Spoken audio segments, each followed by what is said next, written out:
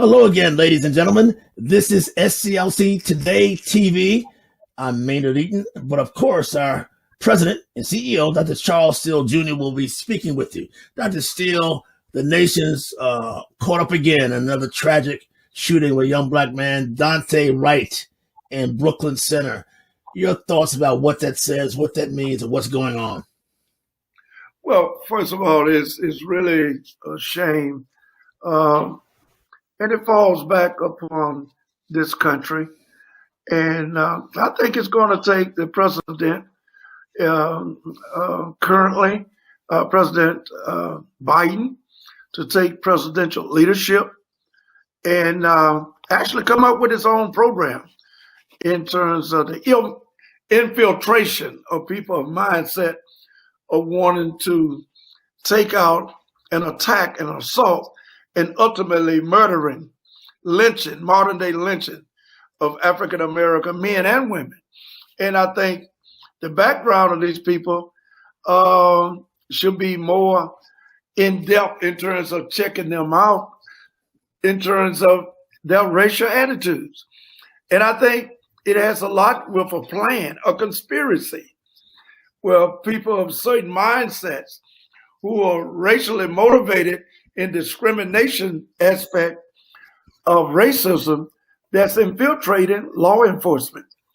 And I can't think of anything other than President Biden himself getting a hands-on approach and bringing about the implementation from the federal government to all aspects of law enforcement in relationship to what we are currently experiencing. People don't really have a concern about being just 10 miles away, having a trial where George Floyd himself was set on by a law, supposedly abiding law official, law enforcement official, for over 9 minutes. And then 10 miles away, while the trial is currently going on, you have someone who said that they forgot that they had a live gun rather than a taser gun. Something is wrong with that. I think it was intended, and I think it's a conspiracy. Oh, you think it was deliberate? Is that what you're saying, sir? You think that was not a mistake? You think that was a designed attempt to kill this kid? I think it's a designed attempt to kill many black people in terms of law enforcement. Not to say that all law enforcement people are bad. It's a certain segment. And if you don't get rid of a rotten apple out of the barrel, they all will be contagious. And it ultimately will be rotten. You have to stop it at that point. How in the world, Mr. Eaton, can you get a supposedly person been in law enforcement for 26 years and supposed to be training at this particular time? At this particular time, you're supposed to be training someone that's riding with you, and you can't distinguish on the spur of the moment and saying, I'm going to tase you, and then you go for your live ammunition in terms of your gun. And it's a big difference in terms of a taser gun and a real gun, in layman's terms. One weighs significantly more than the other. The taser is supposed to be on your left side, and the ammunition that ultimately would kill someone is on the right side.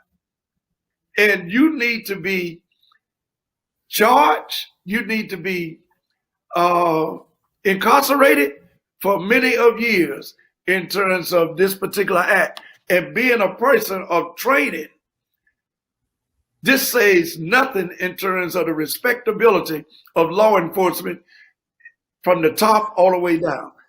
And not just from the federal government, but from individual cases like in Minnesota, in Minneapolis, and the other cities that we now are calling the role of people who have made that transition prematurely. And it's a shame and a disgrace. I use those words thinking about the young serviceman in Virginia who was maced out of his car. I mean, I tell my grandsons to be careful. All of us do about when you're stopped by the police. Here's a guy in the service stopped by the police and disrespected, maced. I mean, to me, that was a glaring example of how ill-treated, how maltreated young black men are. How, as a civil rights leader, how do you counteract that as a leader yourself? It's frustrating. It's frustrating. As you know, we have trained police officers here in Atlanta with Dr. Bernard Lafayette. And let me just say, Dr. Bernard Lafayette, one of the best, well-renowned person in police law enforcement training, as well as taking on institutions of training in regards to racism. That's our chairman of the board, Dr. Bernard Lafayette. But that's the epitome of what you just described, what took place with the lieutenant in Virginia. He did all the right things. He did not stop his car in a dog situation. He actually drove to a service station that was lit up. Then he mentioned to the officer, he said, "I'm afraid to get out of my car because of what you might do to me." And he said, "You got a right to be afraid. You got that right." How in the world can you represent the rightfulness of being a law enforcement officer and you telling him that you're going to do something that will endanger his safetyness in terms of his individual rights? I think it's being infiltrated. I think it's masterminded for those particular officers that's involved to fulfill their obligation of pursuing law enforcement as a career for a period of time with their racial behavior and have an opportunity to try, not justify, but try and justify of the abusiveness and ultimately modern day lynching and murdering and killing African American, primarily men and sometimes women. Dr. Steele, let's go back to Brooklyn Center, Minnesota, where Daunte Wright was killed. Protests have erupted for several nights in a row. You've led marches, you've led protests, but they weren't turned violent. To see those protests turn violent, to me, is unsettling. And it's not civil rights marching. It's not nonviolent marching. What is going on in this new day, this new age of marching, but also looting? What is that about? Well, first of all, lack of training. And you're talking about the civil rights movement. In the history of civil rights movement has never been about any form of violence. That's why we were successful in the civil rights movement. That's why we have the little freedom we have today, because of the nonviolent approaches that not only Dr. King, but many others embedded in our people and taught and trained folks before the march. And first of all, you don't use direct action as number one. You have to go through the implementation, understanding the facts. You have to gather the facts. What are the facts? Number two, then you educate the community. Then you organize and you bring about educational component to civil rights. This is a science. You just can't pick up a sign and say, I'm not going to take it anymore. Hey, that's all good after you have gone through the training. Dr. King has never led a march without training the marshals and those significant persons who are going to be in the march. This is not something that someone can get instant fame and get on the 6 o'clock news and think that you are successful. This is a lot of hard work. It's going back to the basics, which is training, education, back to civil rights school. It is a science. Speaking of being on the news, we've seen of late several pastors, civil rights types, claiming on the news that they're going to boycott major corporations like Coke and Delta. You're saying boycotts are more than just a notion, more than just a news conference, correct? It's more than a press release. It's more than a news conference. You have to have a strategy. uh, is bigger than any individual. And if you don't have the historicity of a track record of doing anything of this magnitude, you need to leave it alone and go and have someone who's been successful. Due to the fact, and this is not being braggadocious, just being factual, due to the fact that, as you know, we just closed a big deal with a major international company, I won't even call the name anymore, a few weeks ago. And because of the integrity and the act of track record being implemented through the past of SCLC and what we have done, the implementation of the past will elevate you and bring you to a solution and a resolution presently and to the future. People look at the integrityness of who you are and what you are in terms of your organization. Many people are trying to get out front of having an organization and leading the march. It must always be understood and embedded in your training that you must be organized first by those who understand. That's just like going into the military.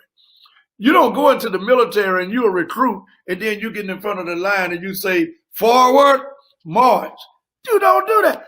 This is just like the military to the mindset of respect. And that's where we fall short. Let the leaders lead. And if you're not a leader, you might be marching, but you're not leading. I'll name the company as Nielsen Corporation that you and the integrity and historicity, your word, stealing your word, the historicity. But actually, they took into account what SCLC has done to settle that dispute. Was that not the case?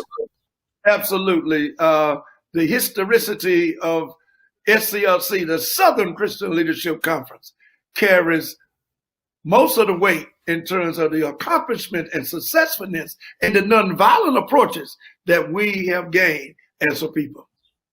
I hope you don't mind my using your word. And did I say it correctly? Because that is your word, historicity. Yes, sir. You said it correctly. Yes, sir.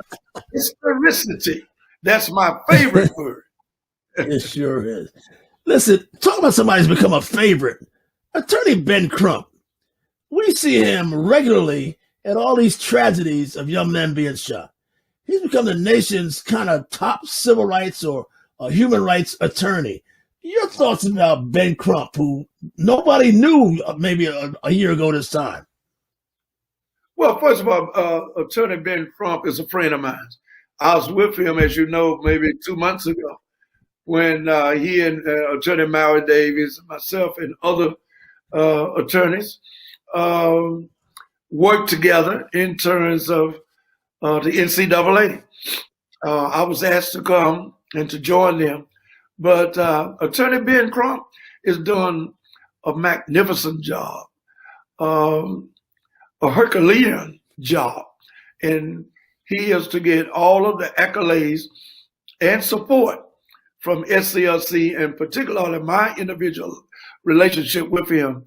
I think this is a great opportunity to collaborate, not only with Ben Crump, but with others who are so respectful. And this man is very respectful, a very respectful attorney. If you notice, Mr. Eden, every city he goes into, he worked with local attorneys. He worked with the community. He worked with the local leadership. And that's the significant and the ingredients that you can see in a leader.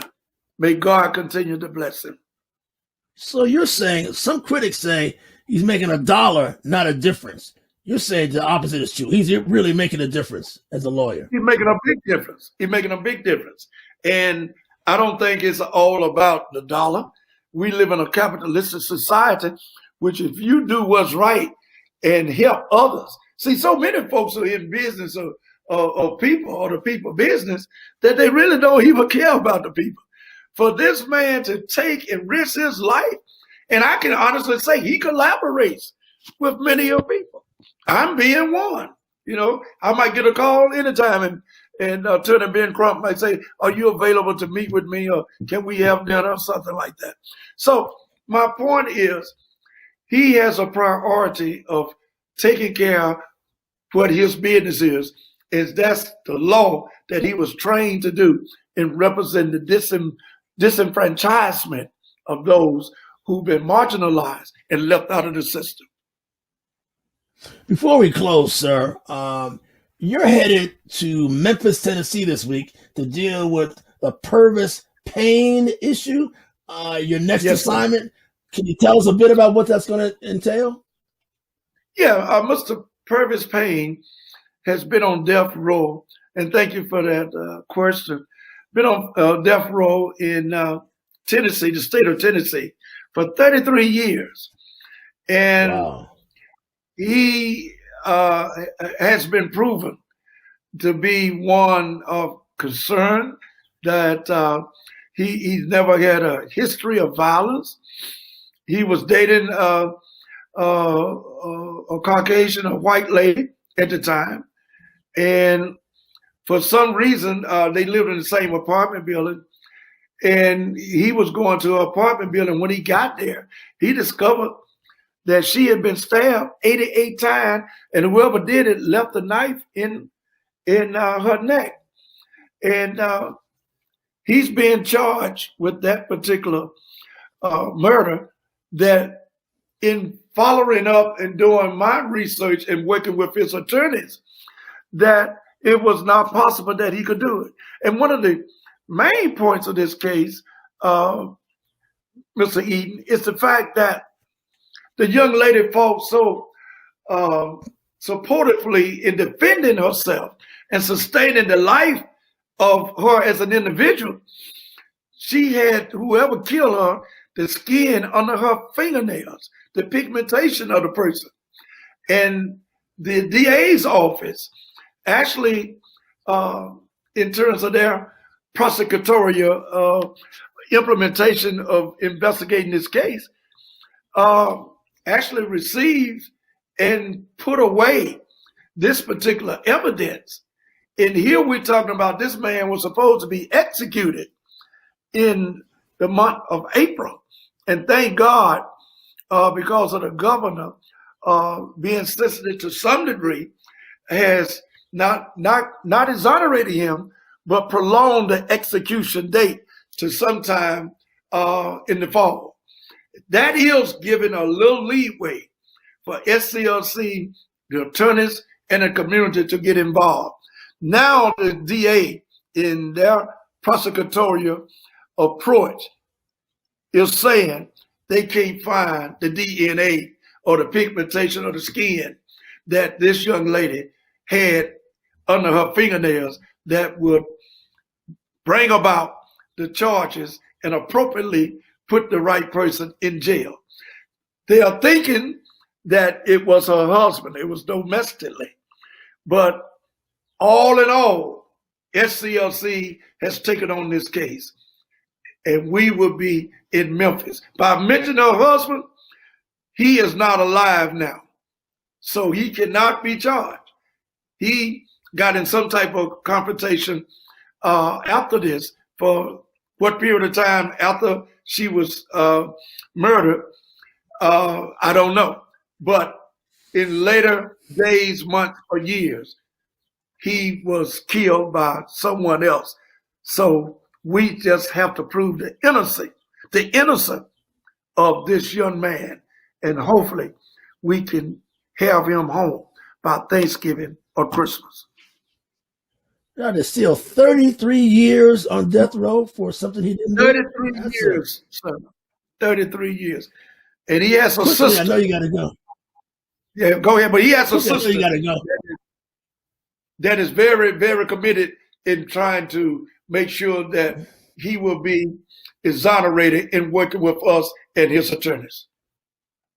Is this a new avenue, a new path, a new crusade for SCLC, prison reform, all those locked unjustly behind bars? There are many, many black men behind bars who shouldn't be there.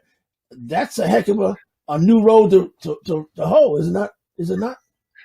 Absolutely. Even with the lawyers in the Innocent Project that's working on this Yeah. case. That's all they do.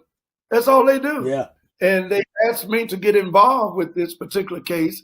And the chairman and I and the board last night, we all agreed that SCLC should take the lead on this. And as you mentioned, Mr. Eden, there are no boundaries to justice. Justice delayed is justice denied. Dr. Martin Luther King Jr. Ladies and gentlemen, enough said. That's Dr. Charles Steele Jr., our president. This has been SCLC Today TV. We'll see you next week. We'll talk about what you did in Memphis next week, sir. Have a good week. Bye-bye.